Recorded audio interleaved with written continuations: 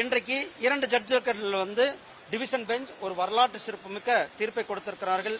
திமுக அரசாங்கத்திற்கு இது ஒரு எச்சரிக்கை.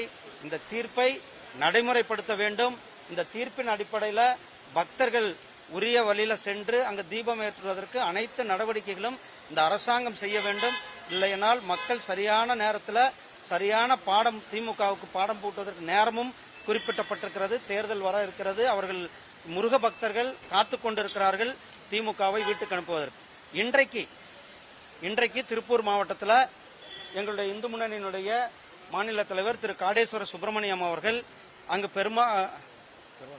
பெருமாநல்லூர் என்ற கிராமத்தில் அங்கு முருகன் கோயில இடிச்சு கொண்டிருக்கிறார்கள்.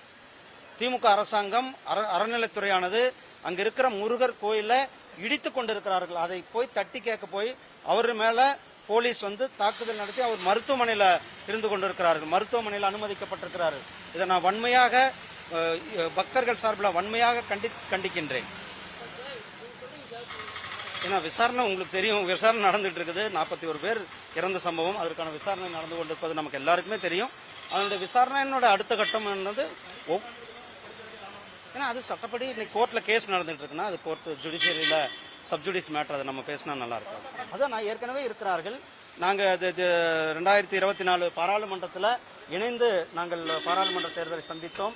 அவர்கள் இருப்பது எங்களுக்கு இன்னும் ஒரு கூடுதல் பலத்தை கொடுக்கும்.